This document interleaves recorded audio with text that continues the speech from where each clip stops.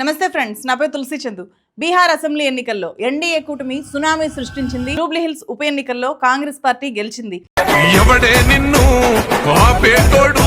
ఈ రెండు ఫలితాల్లో కూడా చెప్పుకోవడానికి చాలా ఇంట్రెస్టింగ్ విషయాలు ఉన్నాయి. అవన్నీ చెప్తాను. మన ఛానల్ని మీరు ఫస్ట్ టైం చూస్తుంటే ఇప్పుడే సబ్స్క్రైబ్ చేయండి. ఈ వీడియోని మీరు లైక్ చేయండి. బీహార్ అసెంబ్లీ ఎన్నికల్లో ఎన్డీఏ కూటమి భారీ మెజార్టీతో గెలిచింది. ల్యాండ్ స్లైడింగ్ విక్టరీ ఇది. 243 నియోజకవర్గాలున్న బీహార్ అసెంబ్లీ ఎన్నికల్లో బీజేపీ, జేడీయూ, ఎల్జేపీ పార్టీలతో కూడిన ఎన్డీఏ కూటమి నేను ఈ వీడియో రికార్డ్ చేసే టైంకి 203 స్థానాల్లో లీడ్ అవుతోంది. ఇది చాలా పెద్ద మెజార్టీ. సో కాంగ్రెస్, ఆర్జేడీ మెయిన్గా ఉన్న విపక్షాల మహాగఠబంధన్ కేవలం 33 స్థానాలకు మాత్రమే లీడ్ అవుతోంది. ఇది మహా ఓటమి మహాగఠబంధన్కి. ఏ స్థాయిలో అంటే 2020 ఎన్నికల్లో కంటే ఇది ఘోరంగా పతనము. సో అటు కాంగ్రెస్, ఆర్జేడీ ఈ రెండు పార్టీలు కూడా ఘోరంగా పతనమయ్యాయి. బీజేపీ 94 స్థానాలతో సింగిల్ లార్జెస్ట్ పార్టీగా అవతరిస్తే Congress party single digit party స్థాయికి పడిపోయింది. ఇప్పటికీ నేను ఈ వీడియో రికార్డ్ చేస్తున్న టైంకి కేవలం 4 స్థానాల్లో మాత్రమే కాంగ్రెస్ పార్టీ ఇప్పుడు లీడ్లో కొనసాగుతోంది. సో మహా అయితే ఫైనల్ రిజల్ట్ వచ్చే టైంకి ఒకటి అటు ఇటుగా మహా అయితే 5 కావచ్చు, లేకపోతే ఈ నంబరు 3 కూడా కావచ్చు. సో ఇది కాంగ్రెస్ పార్టీకి ఘోరమైన ఓటమి. ఆర్జేడీ అయితే 2020లో సింగిల్ లార్జెస్ట్ పార్టీగా ఉండేది బీహార్లో. ఈసారి ఏకంగా 49 స్థానాలు పడిపోయి ప్రస్తుతం ఈ వీడియో నేను రికార్డ్ చేస్తున్న టైంకి 26 స్థానాల్లో మాత్రమే లీడ్ అవుతుంది. సో ఈ స్థాయిలో ఆర్జేడీ కూడా నష్టపోయింది. ఫైనల్ రిజల్ట్కి ఈ నంబర్స్ కొంచెం మారచ్చు. ఆల్మోస్ట్ ఇదే ఫైనల్ రిజల్ట్. ఎగ్జిట్ పోల్స్ అన్నీ కూడా ఎన్డీఏ కూటమే బీహార్లో గెలుస్తుంది అని చెప్పినా కూడా ఈ స్థాయిలో ఎన్డీఏ కూటమి సునామీ సృష్టిస్తుంది అని ఎగ్జిట్ పోల్స్ కూడా చెప్పలేదు. సో అందుకే ఇది land sliding victory for Modi and Nitish Kumar. నేను ఈ వీడియోలో ఎక్కడా కూడా ఈవీఎంల ట్యాంపరింగ్ కానీ లేకపోతే కాంగ్రెస్ పార్టీ చేస్తున్న ఆరోపణలు వాటి జోలికి వెళ్ళట్లేదు. ఎలక్షన్ రిజల్ట్ వచ్చినప్పుడు మనం కేవలం మనకు కనిపిస్తున్న రిజల్ట్ ఏమైతే ఉందో దాని గురించి మాత్రమే విశ్లేషించాలి. ఆ తర్వాత ఫర్దర్గా ఏమైనా ఆధారాలు వస్తే, ఇంకేమైనా మనకు తెలిస్తే అప్పుడు దాని గురించి మాట్లాడచ్చు. బట్ ఇప్పుడు రిజల్ట్ ఏమొచ్చిందో దాన్ని మాత్రమే నేను మీ ముందు పెడుతున్నాను. ఈ ఎలక్షన్ రిజల్ట్ తర్వాత ఎక్కువ మంది ట్రోల్ చేస్తున్నది ప్రశాంత్ కిషోర్, పీకేని జన్సురాజ్ పార్టీ స్థాపించి బీహార్ ఎన్నికల్లో ఈసారి చాలా స్థానాల్లో పోటీ చేసిన ప్రశాంత్ కిషోర్. ये चुनाव जेडीयू के लिए आप कैसे देख रहे हैं? खत्म। अभी आप देखिए ఎన్ని స్థానాల్లో గెలిచారో తెలుసా? 0. ప్రధానమంత్రుల్ని, ముఖ్యమంత్రుల్ని తయారు చేసే వ్యక్తిగా పేరున్న ప్రశాంత్ కిషోర్ పార్టీకి ఈ ఎన్నికల్లో కనీసం చెప్పుకోదగ్గ నంబర్ ఎక్కడా కూడా కనిపించలేదు. అందుకే India today journalist Rajdeep Sardesai లిటరల్గా న్యూస్ని ప్రజెంట్ చేస్తూ ఎలక్షన్ రిజల్ట్ న్యూస్ని ఇలా ట్రోల్ చేశారు. చూడండి. सॉरी प्रशांत किशोर जी, क्या मतलब? Hero, you wanted to be hero, you have turned out to be hero. Aligarh నియోజకవర్గంలో బీజేపీ తరఫున పోటీ చేసిన మైథిలి ఠాకూర్ పెద్ద సంచలనం సృష్టించారు. 25 ఏళ్ల చాలా చిన్న వయసు గల ఎమ్మెల్యేగా ఈమె ఈసారి బీహార్ అసెంబ్లీలోకి వెళ్ళబోతున్నారు. ఈమె ఓడించింది ఆర్జేడీ దిగ్గజ నేత వినోద్ మిశ్రాను. 11,000 ఓట్ల తేడాతో ఈమె ఓడించారు. సో ఈమె స్పెషాలిటీ ఏంటంటే ఈమె ఒక సోషల్ మీడియా స్టార్. बधैया बाजे आंगने में बधैया बाजे. ఇన్స్టా, యూట్యూబ్లో కలిపి ఈమెకు దాదాపు 1 కోటి మందికి పైగా ఫాలోవర్స్ ఉన్నారు. ఫేస్బుక్లో కూడా 1 కోటి మందికి పైగా ఈమెకు ఫాలోవర్స్ ఉన్నారు. 2024లో శబరి మీద పాడిన పాట ప్రధాని మోదీని ఆకర్షించింది. అప్పుడు క్రియేటర్స్కి ఇచ్చిన అవార్డ్స్లో ఈమె కూడా అవార్డు తీసుకోవడమే కాకుండా కల్చరల్ అంబాసిడర్ ఆఫ్ ద ఇయర్గా ఈమె సెలెక్ట్ అయ్యారు. సో ఈమె చాలా పాపులరు. లాస్ట్ మినిట్లో ఈమె నామినేషన్ వేయడము, ఇంత సంచలన విజయం సాధించడము ఇప్పుడు సోషల్ మీడియాలో ఈమె బాగా వైరల్ అవ్వడానికి కారణమైంది. And she is the Bihar's youngest MLA now. ఈ బీహార్ రిజల్ట్ని చూస్తే బీహార్లో కూడా జనసేన లాంటి ఇంకో పార్టీ, పవన్ కళ్యాణ్ లాంటి ఇంకో లీడర్ ఉన్నారు అని చెప్పి మనకు అర్థమవుతుంది అనమాట. ఎల్జేపీ లోక్ జనశక్తి పార్టీ, రామ్ విలాస్ పాస్వాన్ కొడుకు చిరాగ్ పాస్వాన్ నేతృత్వంలో ఉన్న ఎల్జేపీ ఈసారి ఎన్డీఏ కూటమి విజయంలో చాలా కీలక భాగస్వామిగా ఉంది. 29 స్థానాల్లో ఈ ఎల్జేపీ పోటీ చేస్తే నేను ఈ వీడియో రికార్డ్ చేస్తున్న టైంకి 22 స్థానాలకు పైగా లీడ్లో ఉంది. అంటే 75% స్ట్రైక్ రేట్ సాధించిన వ్యక్తిగా చిరాగ్ పాస్వాన్ కూడా సెన్సేషన్ అయ్యారు. 2024 లోక్సభ ఎన్నికల్లో చిరాగ్ పాస్వాన్ ఇక్కడ మన దగ్గర జనసేన లాగే 100% స్ట్రైక్ రేట్, అందరూ పోటీ చేసిన ఎంపీలందరూ కూడా ఆ పార్టీ ఎల్జేపీ నుంచి గెలిచారు. సో ఇక్కడ జనసేనతో ఎల్జేపీకి ఉండే ఇంకో పోలిక ఏంటంటే ఎల్జేపీ 2020లో కేవలం ఒకే ఒక స్థానంలో మాత్రమే గెలిచింది అసెంబ్లీ సీట్లో. ఇక్కడ కూడా జనసేన కూడా 2019 ఎలక్షన్స్లో కేవలం ఒకే సీటు గెలిచింది కదా. సో ఆ రకంగా చిరాగ్ పాస్వాన్ అండ్ పవన్ కళ్యాణ్ని పోల్చుకోదగ్గ వ్యక్తులుగా మనం చెప్పుకోవచ్చు. సో ఇక్కడ ఎలాగైతే అంటే ఆంధ్రప్రదేశ్లో ఎలాగైతే బీజేపీ, టీడీపీ, జనసేన కూటమి పోటీ చేసిందో బీహార్లో కూడా సేమ్ అలాగే బీజేపీ, జేడీయూ, ఎల్జేపీ కూటమి ఘన విజయం సాధించింది. ఎన్డీఏ కూటమి బీహార్ ఓటర్లను ఎలా ఆకట్టుకుంది? ఇండియా కూటమి లేకపోతే మహాగఠబంధన్ ఎందుకు బీహారీల్ని ఆకట్టుకోలేకపోయింది? ఈ స్థాయిలో మహాగఠబంధన్ మహా ఓటమి చవిచూడడానికి కారణాలు ఏంటి అనేది తెలుసుకుందాము. అంతకంటే ముందు జూబ్లీ హిల్స్ ఉప ఎన్నికల గురించి నేను ఫినిష్ చేస్తాను. సో బీహార్ అసెంబ్లీ ఎన్నికల్లో జరిగిన డ్యామేజ్ని భర్తీ చేయడం అస్సలు సాధ్యం కాదు కాంగ్రెస్ పార్టీకి. బట్ జూబ్లీ హిల్స్లో వచ్చిన గెలుపు అనేది ఒక చిన్న సాంత్వనిచ్చేదిగా ఉంది. బీఆర్ఎస్ ఎమ్మెల్యే మాగంటి గోపీనాథ్ మరణంతో జూబ్లీ హిల్స్ ఉప ఎన్నికలు వచ్చాయి. బీఆర్ఎస్ తరఫున గోపీనాథ్ భార్య మాగంటి సునీత పోటీ చేసి ఇప్పుడు ఓడిపోయారు. కాంగ్రెస్ పార్టీ తరఫున పోటీ చేసిన నవీన్ కుమార్ యాదవ్ ఘన విజయం సాధించారు. 24,658 ఓట్ల మెజార్టీతో నవీన్ కుమార్ యాదవ్ ఈ జూబ్లీ హిల్స్ ఉప ఎన్నికల్లో గెలిచారు. నవీన్ కుమార్ యాదవ్కి మొత్తం 99,120 ఓట్లు వస్తే బీఆర్ఎస్ అభ్యర్థి మాగంటి సునీతకు వచ్చిన ఓట్లు 74,462 ఓట్లు. బీజేపీ అభ్యర్థి లంకల దీపక్ రెడ్డి ఏ ప్రభావము చూపించలేకపోయారు. ఆయన డిపాజిట్ కూడా కోల్పోయారు. జూబ్లీ హిల్స్ ఎన్నికల ఫలితాలు సీఎం రేవంత్ రెడ్డికి చాలా ప్రత్యేకమైనవి. ఎందుకంటే ఆయన ముఖ్యమంత్రి అయిన తర్వాత ఇది రెండో గెలుపు. అంతకుముందు కంటోన్మెంట్ ఉప ఎన్నికల్లో కూడా కాంగ్రెస్ పార్టీనే గెలిచింది. జూబ్లీ హిల్స్ ఉప ఎన్నికల్ని తెలంగాణ ప్రభుత్వము ఇజ్జత్కా సవాల్గా తీసుకుంది. హైడ్రా కూల్చివేతల్లో ప్రజల్లో చాలా వ్యతిరేకత ఉంది అని చెప్పి బీఆర్ఎస్ ప్రచారం చేసినా కూడా ఫైనల్గా కాంగ్రెస్ పార్టీ గెలిచింది. మీరు ఆ రోజు కనుక గమనించినట్టయితే అప్పటి ప్రతిపక్ష పార్టీ కాంగ్రెస్ పార్టీ, ప్రధాన ప్రతిపక్ష పార్టీ ఒక్క ఉప ఎన్నికల్లో కూడా గెలవలేదు. 7 ఉప ఎన్నికల్లో మేము దాదాపు అన్ని గెలిచాం. దాదాపు 5 గెలిచాం, ఒక 2 ఓడిపోయాం అంతే తప్ప మరి ప్రతిపక్షంలో ఉన్న కాంగ్రెస్ పార్టీ ఆనాడు ఒక్క ఉప ఎన్నికల్లో గెలవకపోయినా చివరికి మళ్ళీ 2023 సార్వత్రిక ఎన్నికల్లో వారు విజయం సాధించారు. గవర్నమెంట్ కూడా ఫామ్ చేశారు. అట్లాగే మధ్యలో జిహెచ్ఎంసీ ఎన్నికలు వస్తే కూడా గ్రేటర్ హైదరాబాద్ కార్పొరేషన్ ఎన్నికల్లో కూడా మరి ప్రతిపక్షంలో ఉన్న కాంగ్రెస్ పార్టీకి ఆనాడు కేవలం 1-2 కార్పొరేటర్ సీట్లు వచ్చిన విషయం కూడా ఒక్కసారి గమనంలోకి తీసుకోవాలని చెప్పి కూడా నేను కోరుతా ఉన్నా. సో బూత్ లెవెల్లో మేనేజ్ చేయడము లేకపోతే భారీగా నగదు పంచడము ఇలాంటి ప్రచారాలు చాలా వరకు ఉన్నా కూడా మంత్రులంతా జూబ్లీ హిల్స్లో మోహరించి ప్రచారం చేయడము, micro level management, ruling party కావడము ఇవన్నీ కూడా జూబ్లీ హిల్స్లో కాంగ్రెస్ పార్టీ విజయానికి దోహదపడ్డాయి అని చెప్పొచ్చు. పార్టీ కార్యకర్తలే కాకుండా మంత్రులు కూడా ఇంటింటికి వెళ్ళి విస్తృతంగా ప్రచారం చేయడాన్ని మనం చూసాము.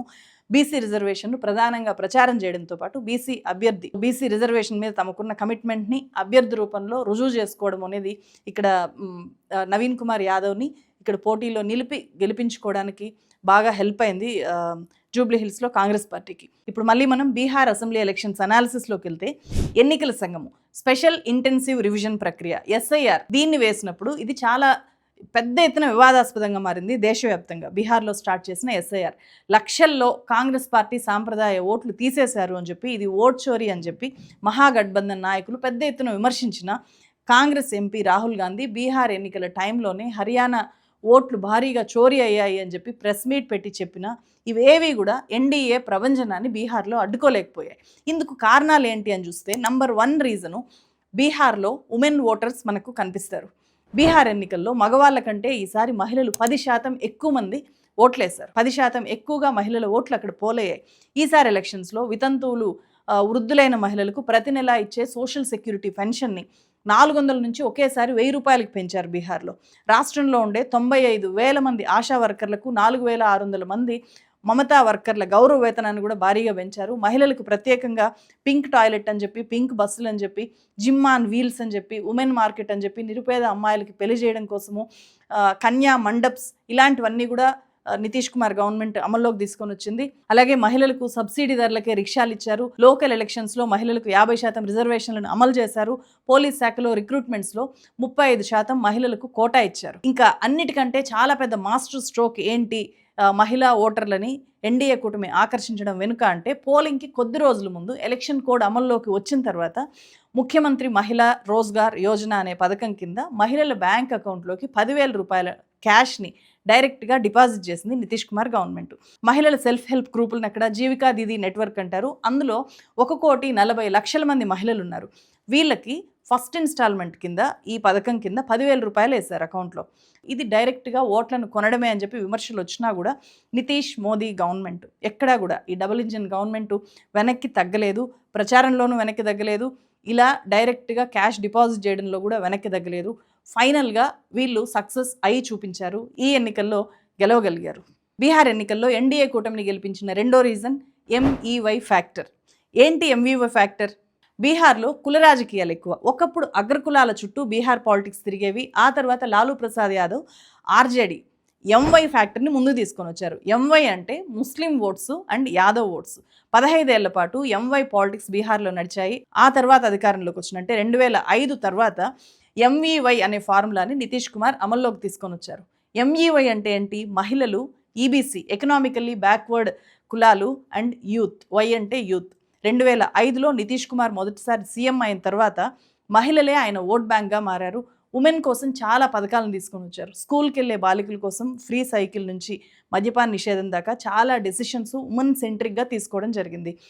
ఇక క్యాస్ట్ ఈక్వేషన్ సంగతి చూస్తే బీజేపీకి అగ్రకులాల్లో బాగా పట్టుంది, నితీష్ కుమార్కి ఈబీసీస్లో మంచి సపోర్ట్ ఉంది. ఎన్డీఏలో భాగస్వామిగా ఉన్న రాష్ట్రీయ లోక్ మోర్చా కుష్వాహుల ఓట్లని, చిరాగ్ పాస్వాన్ పార్టీ ఎల్జేపీ దళిత ఓట్లని కొల్లగొట్టడంలో ఇక్కడ సూపర్ సక్సెస్ అయ్యాయి. బీహార్లో యూత్ జనాభా 23% ఉంటుంది. వాళ్ళని ఆకట్టుకోవడంలో కూడా ఇక్కడ ఎన్డీఏ కూటమి సక్సెస్ అయింది. బీహార్లో నిరుద్యోగ సమస్య ఎక్కువ, వలసలు ఎక్కువ. ఎందుకంటే మనము చూస్తుంటాం కదా, ఎక్కడ కన్స్ట్రక్షన్ జరుగుతున్నా మనకు బీహారీ లేబర్ కనిపిస్తారు. పేదరికం చాలా ఎక్కువ ఉంటుంది, నిరక్షరాస్యత చాలా ఎక్కువ, వెనుకబాటుతనం చాలా ఎక్కువ. వీటిని హైలైట్ చేసి ఈ సమస్యల్ని ముందు పెట్టి ఆ సమస్యల్లో నుంచి మేము పరిష్కరిస్తాము అని చెప్పి ఓట్లు వేయించుకోవడంలో ఇక్కడ మహాగఠబంధన్ ఫెయిల్ అవ్వడము అనేది ఎన్డీఏ కూటమికి కలిసి వచ్చింది. Reason number 3 Nitish Kumar. 74 ఏళ్ల నితీష్ కుమార్ ఇప్పటికీ బీహార్ని ఏలుతున్నాడు. నితీష్ కుమార్ చాలా అనారోగ్య సమస్యలతో ఉన్నారు అని చెప్పి, ఆయన ఇంకా సీఎంగా పనికిరారు అని చెప్పి, అధికార వ్యతిరేకత చాలా ఉంది అని చెప్పి, ఆయన పని అయిపోయింది అని చెప్పి ఈ ఎలక్షన్స్లో విస్తృతంగా ప్రచారం జరిగింది. కానీ కౌంటింగ్ రోజు మార్నింగ్ ఆయన ఇంటి ముందు టైగర్ అభి జిందా హై, టైగర్ ఇంకా బతికే ఉంది అనే పోస్టర్స్ ఇలా వెలిసాయి. అంటే నితీష్ మళ్ళీ 10వ బీహార్ సీఎంగా ప్రమాణ స్వీకారం చేయబోతున్నారు. నితీష్ ప్రభావం బీహార్ మీద ఏ స్థాయిలో ఉంది అనేది ఇక్కడ అర్థం చేసుకోవాలి. ఒకప్పుడు సమోసాలో ఆలు ఉన్నంత వరకు బీహార్లో లాలు ఉంటాడు అనేది లాలూ ప్రసాద్ యాదవ్ బీహార్ ఓటర్లు తనని ఎంతగా నమ్ముతారో చెప్పిన ఒక కొటేషన్. కానీ ఇప్పుడు బీహార్ ఓటర్లు నితీష్ కుమార్ యాదవ్ను గతంలో లాలూ ప్రసాద్ యాదవ్ని నమ్మిన దానికంటే బలంగా నమ్ముతున్నారు అనేది ఈ రిజల్ట్స్ చెప్తున్నాయి. ఇక్కడ నితీష్ కుమార్ ప్రత్యేకత ఏంటో తెలుసా? ఆయన ఎమ్మెల్సీగా మాత్రమే కొనసాగుతూ వస్తున్నారు. ఈసారి ఎన్నికల్లో కూడా నితీష్ కుమార్ పోటీ చేయలేదు. అయినా సరే నితీష్ కుమార్ కాబోయే బీహార్ సీఎం, వరుసగా 10వ తన పార్టీని నడిపిస్తూ ఆయన సీఎం అవుతున్నారు ఎమ్మెల్సీగా ఉంటూనే. 2014లో కొన్ని నెలలు మాత్రమే, అంటే తన పార్టీ ఓటమికి నైతిక బాధ్యత తీసుకుంటూ కొన్ని నెలలు మాత్రమే ఆయన రాజీనామా చేసి అధికారానికి దూరంగా ఉన్నారు. మళ్ళీ 2015లో ఎలక్షన్స్ వచ్చాయి, నితీష్ కుమార్ సీఎం అయ్యారు. అప్పటి నుంచి సీఎంగా కొనసాగుతూనే వస్తున్నారు. అంటే 2005 నుంచి ఇప్పటిదాకా బీహార్కి నితీష్ కుమారే సీఎం కొన్ని నెలలు తప్ప. సో ఇప్పుడు మళ్ళీ భారీ మెజార్టీతో గెలిచి 10వ ముఖ్యమంత్రి అవుతున్నారు. 20 ఏళ్ళుగా ఒకే వ్యక్తి బీహార్ ముఖ్యమంత్రిగా ఉన్న బీహారీల్లో నితీష్ కుమార్ పట్ల వ్యతిరేకత లేదు అంటే నితీష్ కుమార్ అవినీతికి పాల్పడకుండా బీహార్ అభివృద్ధికి పాటుపడుతున్నాడు అని చెప్పి బీహారీలు నమ్మడము, ఆయన్ని ఫేవరెట్ పొలిటీషియన్గా, ఒక రాజనీతిజ్ఞుడిగా చూడడం అనేది ఇక్కడ మన కారణాలుగా కనిపిస్తాయి. సీఎంగా కొనసాగడం కోసం ఆయన చాలాసార్లు ఇటు కాంగ్రెస్తో అటు బీజేపీతో కూటముల్ని మార్చినా కూడా బీహారీలు మళ్ళీ ఆయన్నే గెలిపిస్తున్నారు. అంటే రాజకీయ నాయకులంతా కూడా నితీష్ కుమార్ పనితీరు నుంచి నేర్చుకోవాల్సిన విషయాలు ఖచ్చితంగా ఉంటాయి. సో దానికి సంబంధించి ఈ ఎన్నికల ఫలితాల తర్వాత నెక్స్ట్ కథనాల్లో మనం నేషనల్ మీడియాలో, పత్రికల్లో విస్తృతంగా చూస్తాం. పదే పార్టీలు మారే నితీష్ కుమార్ను పల్టూరామ్ అని చెప్పి పొలిటికల్గా పిలుస్తూ ఉంటారు కదా.